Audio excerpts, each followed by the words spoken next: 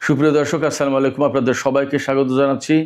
এখনকার আলোচনা আপনাদের সঙ্গে আছি আমি সিরাজুল ইসলাম। দর্শক, মধ্যপ্রাচ্যের পরিস্থিতি প্রতি মুহূর্তে বদলে যাচ্ছে। ওপাশে ইরানের সামরিক বাহিনীর মুখপাত্র ব্রিগেডিয়ার জেনারেল শেকারচি তিনি বলেছেন, মধ্যপ্রাচ্যে গত 50 বছর ধরে আমেরিকা যে শক্তি সঞ্চয় করেছিল, যে শক্তি গড়ে তুলেছিল, ইরান তা ধ্বংস করে দিয়েছে। এদিকে খুবই গুরুত্বপূর্ণ খবর হচ্ছে, জর্দানের কিং ফয়সাল বিমান ঘাঁটিতে আমেরিকার F-15 জঙ্গি বিমানের হ্যাঙ্গারে হামলার পর পুরো বিমান ঘাঁটি খালি করেছে। এপাশে মুওয়াফাক আল সালতি বিমান ঘাঁটি কিন্তু প্রায় অচল, অকার্যকর হয়ে গেছে। সেখানে এই বিমান ঘাঁটি ব্যবহারের মতো আর উপযুক্ত নেই প্রায়। এদিকে ইসরায়েলের বেন গুরিয়ন বিমানবন্দরে আমেরিকা রিফুয়েলিং ট্যাঙ্কার দিয়ে ভরে ফেলেছে। আর যদি একটি রিফুয়েলিং ট্যাঙ্কার বিমান আনা হয়, তাহলে ইসরায়েলের পক্ষে সেখানে প্রতিদিনকার যে নিয়মিত ফ্লাইট সেগুলো পরিচালনা করা সম্ভব হবে না। প্রশ্ন হচ্ছে, আমেরিকা কেন ইসরায়েলে এত বেশি রিফুয়েলিং ট্যাঙ্কার জড়ো করছে? তাহলে বড় কিছু হতে যাচ্ছে কিনা মধ্যপ্রাচ্যে? যদি এই বড় কিছু হয়, তাহলে ইরান কি করবে? ইরানের প্রস্তুতি কেমন? ইরান বলছে, মার্কিন যে কোনো আগ্রাসন মোকাবেলার জন্য তারা সম্পূর্ণভাবে প্রস্তুত এবং কোনো রকমের ছাড় দেবে না ইরানের পক্ষ থেকে। এপাশে মার্কিন পররাষ্ট্রমন্ত্রী মার্কো রুবিও তিনি অনেকটা এক হাতে লাঠি আর এক হাতে কলা দেখিয়েছেন। তিনি বলেছেন, আমরা কূটনৈতিক উপায়ে সমস্যার সমাধান করতে সবচেয়ে বেশি পছন্দ করি, তবে হামলা অব্যাহত থাকবে। হামলাও চালাবে, আবার ইরানের সাথে কূটনৈতিক আলাপও চালাতে চাই। ঘটনা যখন এমন, তখন ঘটেছে আর এক বিপজ্জনক ঘটনা। পাকিস্তান ইয়েমেনের হুতি সমর্থিত সরকারকে হুঁশিয়ারি উচ্চারণ করে বলেছে, ইয়েমেনের হুতি সমর্থিত সরকার বা তাদের সামরিক বাহিনী যদি সৌদি আরবের সাথে বাণিজ্য করা কোনো জাহাজের উপর হামলা চালায়, তাহলে পাল্টা ব্যবস্থা নেবে পাকিস্তান। তাহলে কি পাকিস্তান সত্যি সত্যিই মধ্যপ্রাচ্যের এই সংকটে জড়িয়ে যাচ্ছে? পরিস্থিতি তখন কি হবে? ইরানের সাথে পাকিস্তানের সম্পর্ক তাহলে কোথায় গিয়ে দাঁড়াবে? মধ্যপ্রাচ্যের নতুন সমীকরণ কি হবে? এবং এই যে মধ্যপ্রাচ্যকে কেন্দ্র করে যে পরিস্থিতির সৃষ্টি হতে যাচ্ছিল, সেগুলো কি হবে? সুপ্রিয় দর্শক, এই বিষয়গুলো নিয়ে আমি বিস্তারিত আলোচনা করব আপনাদের সাথে। আশা করি শেষ পর্যন্ত সঙ্গে থাকবেন। আর এই সমস্ত বিষয়ে খুবই গুরুত্বপূর্ণ বিশ্লেষণ থাকবে। আশা করি আপনাদের ভালো লাগবে। আর ভিডিও যদি ভালো লাগে, তাহলে শেষ পর্যন্ত সাথে থাকবেন এবং লাইক, কমেন্ট, শেয়ার করে এবং চ্যানেলটি সাবস্ক্রাইব করে আমাদের পাশেই থাকবেন। দর্শক, যেখান থেকে শুরু করতে চাই সেটি হচ্ছে জর্দানের কিং ফয়সাল বিমানবন্দর, বিমান ঘাঁটি মূলত সামরিক উদ্দেশ্যে ব্যবহার করা হয়। এই কিং ফয়সাল বিমান ঘাঁটিতে গত রাতে ইরান যে হামলা চালিয়েছে, সেই হামলায় আমেরিকার একটি F-15 জঙ্গি বিমানের হ্যাঙ্গার পুরোপুরি ধ্বংস হয়ে গেছে। আমি দুপুরের ভিডিওতে বলেছিলাম যে একটি F-15 বিমান ধ্বংস হয়েছে। এখন দেখা যাচ্ছে যে পুরোপুরি হ্যাঙ্গার ধ্বংস হয়েছে। একটা হ্যাঙ্গারে একটা বিমান থাকতে পারে, আবার কয়েকটা বিমানও থাকতে পারে। কয়টা বিমান ধ্বংস হয়েছে তা পরিষ্কার না। তবে এই হ্যাঙ্গার ধ্বংস হওয়ার পর এখন পুরো বিমান ঘাঁটি খালি করা হয়েছে, অলরেডি হয়েছে। তার মানে শুধুমাত্র একটা বিমান বা একটা হ্যাঙ্গার ধ্বংস হয়েছে ব্যাপারটা তা না, বড় রকমের ক্ষয়ক্ষতি হয়েছে। যার কারণে এই বিমান ঘাঁটি খালি করা হয়েছে এবং মার্কিন সেনাদের পক্ষ থেকে এক রকমের ক্ষোভ প্রকাশ করা হয়েছে। জর্দানের যে সমস্ত বিমান ঘাঁটিতে তাদেরকে রাখা হয়েছে, সে সমস্ত বিমান ঘাঁটি স্ট্যান্ডার্ড না, মানে দেয়ালগুলো, বিল্ডিংগুলোর দেয়ালগুলো ভালো কংক্রিটে তৈরি না এবং ইরানি ক্ষেপণাস্ত্রের আঘাতে মোটেই টিকতে পারছে না সেগুলো। এপাশে জর্দানের মুওয়াফাক আল সালতি যে বিমান ঘাঁটি, সে বিমান ঘাঁটি কিন্তু ইরানের গত কয়েকদিনের দফায় দফায় হামলায় প্রায় অকার্যকর, অচল হয়ে পড়েছে। সে বিমান ঘাঁটি ব্যবহারের আর কোনো খুব একটা সুযোগ নেই। ইরান কিন্তু এই কথাই বলে আসছিল যে আর 2-1টা দিন যদি হামলা চালানো যায় ঠিকমতো, তাহলে মধ্যপ্রাচ্যের সমস্ত বিমান ঘাঁটি, বিশেষ করে জর্দানের সমস্ত বিমান ঘাঁটি একদম পুরোটা অচল হয়ে যাবে। এপাশে কুয়েতে গত রাতের হামলায় আরও একটা দূরপাল্লার রাডার সিস্টেম ধ্বংস হয়েছে।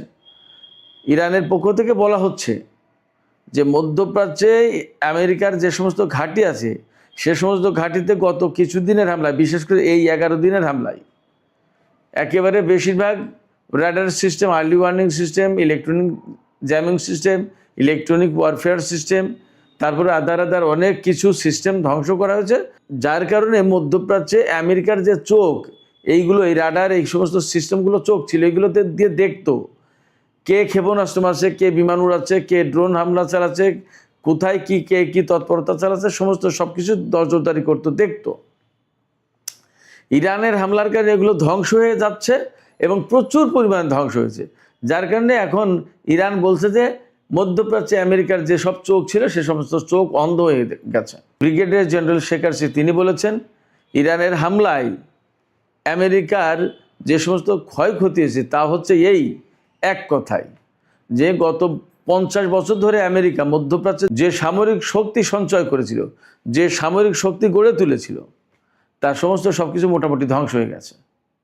এখন ইরান যে লক্ষ্য নিয়ে কাজ করছে মূলত এখন, সেটা হচ্ছে যে মধ্যপ্রাচ্য থেকে মার্কিন সামরিক ঘাঁটি সব ধ্বংস করে দিয়ে মার্কিন সামরিক বাহিনীকে এখান থেকে বিতাড়িত করে দেবে, এইটা হলো তাদের টার্গেট। এবং ইরান এই টার্গেট নিয়ে যে যুদ্ধ করছে বা হামলা চালাচ্ছে আমেরিকার বিরুদ্ধে বা আমেরিকার ঘাঁটিগুলোতে, আমেরিকা এটা মোটামুটি বুঝে গেছে। এবং ইরান কিন্তু এই কয়েকদিন আমি কয়েকবারই বলেছি যে এই ইরাক থেকে শুরু করে ওমান পর্যন্ত এই উপসাগরীয় অঞ্চলে যে দেশ আছে, ইরাক, কুয়েত, বাহরাইন, সৌদি আরব, কাতার, সংযুক্ত আরব আমিরাত, ওমান, সৌদি আরব আর ওপাশে জর্দান, এই যে মুসলিম কান্ট্রিগুলো, এইগুলো থেকে আস্তে আস্তে আস্তে আস্তে তাড়িয়ে একটা একটা করে তাড়িয়ে একদম গুটিয়ে একদম জর্দানে নিয়ে গেছে। জর্দান থেকে এবার ইসরায়েলে নিয়ে যাবে। এরপরে যাবে কোথায়? যুদ্ধের ভেতরে যদি এখনই বা আগামী 1 মাসের ভিতরে বা কিছুদিনের ভেতরে যদি যুদ্ধ বিরতি না হয়, তাহলে ইরান একের পর এক হামলা চালাতেই থাকবে। কারণ এই অঞ্চলে তো মার্কিন ঘাঁটিগুলোই ইরানের লক্ষ্যবস্তু। অতএব যখন ঘাঁটি সব শেষ হয়ে যাবে তখন মার্কিন সেনারা থাকবে কোথায়? মার্কিন বিমান রাখার জায়গা থাকবে না, হ্যাঙ্গার থাকবে না, তাহলে রাখবে কোথায়? অতএব এই সমস্ত ঘাঁটিতে যখন থাকতে পারবে না তখন কিন্তু আমেরিকাকে চলে যেতেই হবে। ফাইনালি যখন ইসরায়েলের ভেতরে গিয়ে অবস্থান নেবে, ইসরায়েল কয়টা বিমান রাখবে? তার নিজেরই তো বিমান আছে, তার নিজেরই সামরিক সরঞ্জাম, সেনা, ট্যাঙ্ক ইত্যাদি ইত্যাদি সামরিক সরঞ্জাম সমস্ত সব কিছু আছে। এর ভেতরে আমেরিকা যা, সেগুলো রাখবে কোথায়? অতএব আমেরিকার সামনে আসলেই ভয়ঙ্কর বড় রকমের বিপদ আসছে যদি যুদ্ধ অব্যাহত থাকে। কিন্তু এর ভেতরে মার্কিন পররাষ্ট্রমন্ত্রী বলছেন যে আমরা এই মুহূর্তে ইরানের সাথে সংকট সমাধানের ব্যাপারে কূটনীতিকেই তো ভালোবাসি, আমরা এটাই প্রিফার করি, আমরা এটাই চাই যে কূটনৈতিক উদ্যোগের মাধ্যমে সমস্যার সমাধান হোক, তবে ইরানের উপর হামলা বন্ধ হবে না। তো ইরানের উপর হামলা বন্ধ হবে না, তোমরা হামলাও করবা, আবার ইরানের ভালোবাসাও চাইবা, আবার ইরানের কাছ থেকে কূটনৈতিক তৎপরতার মাধ্যমে সমস্যার সমাধানও চাইবা। এটা কি হয় নাকি? এটা কি পাগল নাকি ইরান? সম্ভবত এই দিকে যাবে না। আমেরিকা যখন আগে যুদ্ধ করেছে, আলোচনার ভেতরেই যুদ্ধ শুরু করলো। 28শে ফেব্রুয়ারির কথা বলছি। দুই পক্ষের ভেতরে চুক্তি হলো, ইসলামাবাদ সমঝোতা স্মারক সই হলো, এরপরে আবার নতুন করে যুদ্ধ শুরু করলো সেই আমেরিকায়। ইরান এই জায়গা থেকে এখন পরিষ্কার বলছে যে আমরা যতবার আমেরিকার সাথে আলোচনায় গেছি, যতবার চুক্তি করেছি, যতবার সমঝোতা করেছি, ততবার ভেঙেছে। এবং ডোনাল্ড ট্রাম্প প্রত্যেকটা, এমনকি ওবামার আমলে যে চুক্তি ছিল সেটাও তো ছিঁড়ে ফেললো ডোনাল্ড ট্রাম্প। ফলে ডোনাল্ড ট্রাম্পকে ইরান আর বিশ্বাস করছে না। যখন বিশ্বাস করছে না তখন ইরানকে এই যুদ্ধ চালিয়ে যেতেই হবে। যদি ইরান এই যুদ্ধ চালিয়ে যায় তাহলে আমেরিকার সামনে আসলেই বড় বিপদ। মধ্যপ্রাচ্যে আমেরিকার কোনো ঘাঁটি আর রাষ্ট্র থাকবে না। ব্রিগেডিয়ার জেনারেল শেখারচি আজকে সংবাদ সম্মেলনে আরও বলেছেন যে ইরান একদিনের জন্য যুদ্ধের ভেতরে বা যুদ্ধবিরতির সময় একদিনের জন্যও ড্রোন উৎপাদন এবং ক্ষেপণাস্ত্র উৎপাদন বন্ধ করেনি। এবং আজকে একটা ভিডিও দেখলাম, ইরান দেখাচ্ছে যে তাদের হাতে আরাস-2, যেটা সবচেয়ে ডেঞ্জারাস কামিকাজি ড্রোন বলা হচ্ছে, 2000 কিলোমিটার তার পাল্লা এবং 150 কেজি বোমা বহন করতে পারে। এই আরাস ড্রোনের সংখ্যা দেখালো কত শত, তার কোনো লেখাজোখা নেই, এত বেশি। এবং ইরানের প্রেসিডেন্ট কয়েকদিন আগে বলেছে যে এখন যে যুদ্ধ চলছে, এইভাবে যদি যুদ্ধ চলে তা আগামী 10 বছরে একটা না ইরান যুদ্ধ চালিয়ে যেতে পারবে, তাতে অস্ত্রের কোনো ঘাটতি পড়বে না। শুধু তাই না, মজার ব্যাপার হচ্ছে এই যে ইরান হামলাগুলো চালাচ্ছে এবং আমেরিকা ঠেকাতে পারছে না। আমেরিকার সেনারা বলছে কথা যে ইরান যখন ক্ষেপণাস্ত্র ছুড়ছে তখন আমরা দেখতে পাচ্ছি যে একটা টার্গেটে এসে হামলা করবে এবং আমরা সেই টার্গেট ঠেকানোর জন্য প্রস্তুতি নিচ্ছি। তখন এই ক্ষেপণাস্ত্র উড়ে আসার পথেই সে কয়েকবার দিক পরিবর্তন করছে এবং লক্ষ্যবস্তু পরিবর্তন করছে। তখন আমরা বিভ্রান্ত হয়ে পড়ছি যে কোন লক্ষ্যবস্তুতে ইরানি এই ক্ষেপণাস্ত্র হামলা চালাবে আর আমরা কোন দিকে মারবো ইন্টারসেপ্টর, আমরা ক্ষেপণাস্ত্র মারবো কোন দিকে ওই ক্ষেপণাস্ত্রকে ধ্বংস করার জন্য। ফলে আমরা ক্ষেপণাস্ত্র মারছি আর ইরানের ক্ষেপণাস্ত্র দিক পরিবর্তন করছে, ম্যানুভার করছে এবং সে ক্ষেপণাস্ত্রকে ধ্বংস করা যাচ্ছে না, আমাদের এখানে সে ব্যাপকভাবে হামলা চালাচ্ছে। এক ভয়ঙ্কর বিপদ আছে, খোদ আমেরিকার সেনারা বলছে। এই ব্যাপারে ইরানের বর্তমান ভারপ্রাপ্ত প্রতিরক্ষা মন্ত্রী তিনি বলেছেন ইরানের হাতে যে সমস্ত অস্ত্র আছে তা তাদের নিজেদের তৈরি এবং এগুলো খুবই মানসম্মত এবং নিজেদের তৈরি অস্ত্র দিয়েই তারা আমেরিকাকে কাবু করছে। আমি এখানে একটা কথা বলি, আমি বহু বছর আগে থেকেই বলে আসছিলাম যে আমেরিকার যে অস্ত্র আছে তা মোটামুটিভাবে সারা বিশ্বে পরিচিত, সবার কাছে বিক্রি করে, সবাই জানে কার কাছে কি আছে, আমেরিকার ধার শক্তি কেমন। এটা গেলে এক। দ্বিতীয় কথা হচ্ছে আমেরিকা যেহেতু বিশ্বের এক নম্বর পরাশক্তি বলে নিজেকে দাবি করে এবং বহু বছর ধরেই সে ইরাককে ধ্বংস করেছে, লিবিয়াকে ধ্বংস করেছে, সিরিয়াকে, আফগানিস্তানকে, ভিয়েতনামে যুদ্ধ করেছে, এরকম বহু জায়গায় যুদ্ধ করেছে, দেশে দেশে যুদ্ধ করে বেড়ায়। তো এই সমস্ত প্রেক্ষাপটে তারা নিজেদেরকে মনে করতে যে আমরা যা বানিয়েছি এর চেয়ে পৃথিবীতে আর কেউ বড় কিছু বানাতে পারেনি, বানাবে না। কিন্তু ভেতরে ভেতরে ইরান যে এত কিছু তৈরি করে ফেলেছে, এই হাইপারসনিক ক্ষেপণাস্ত্র তৈরি করে ফেলেছে, এটা আমেরিকা টেরও পায়নি।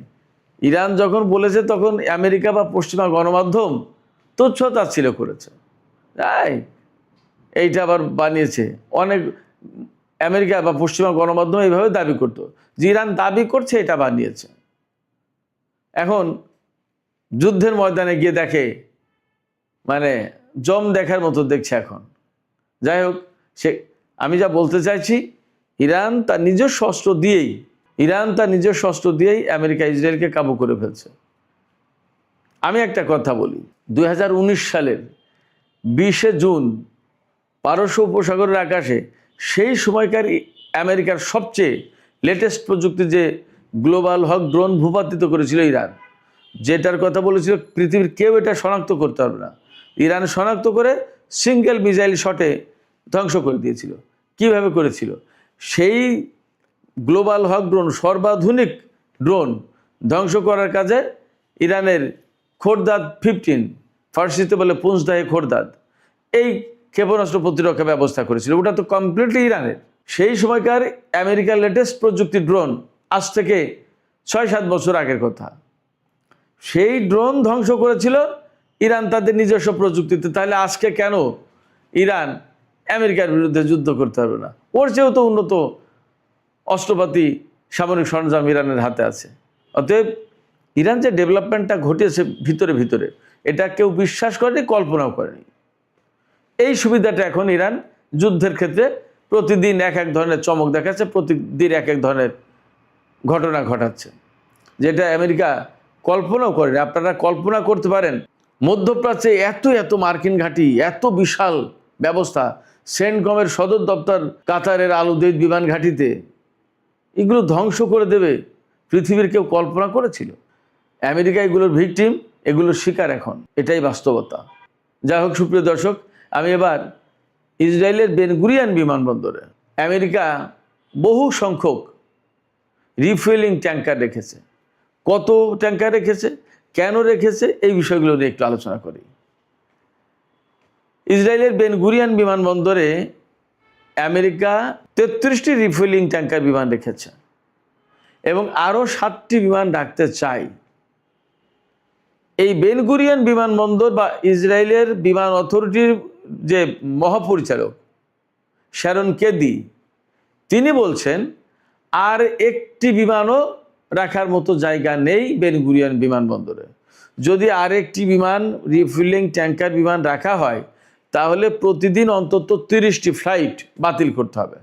একটা বিমান রাখলে 30টি ফ্লাইট বাতিল করতে হবে, তার মানে প্রতিদিন 5,000 টিকিট ক্যান্সেল, বাতিল হবে। পরিস্থিতি কতটা ভয়াবহ কোথায় দেখেন। তার মানে আমেরিকার বিপুল সংখ্যক রিফুয়েলিং ট্যাঙ্কার এখন ইসরায়েলের ঘাঁটিতে। প্রশ্ন হচ্ছে, কেন ইসরায়েলের বিমান ঘাঁটিতে রিফুয়েলিং ট্যাঙ্কার? এই রিফুয়েলিং ট্যাঙ্কার ইসরায়েলের বিমান ঘাঁটিতে এই কারণে আমার কাছে দুটো ব্যাখ্যা হতে পারে, আমি দুটো বিশ্লেষণ দিচ্ছি।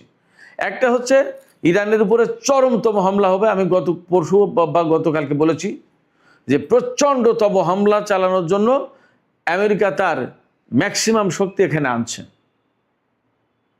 যার কারণে হিউজ বিমান হামলা করবে।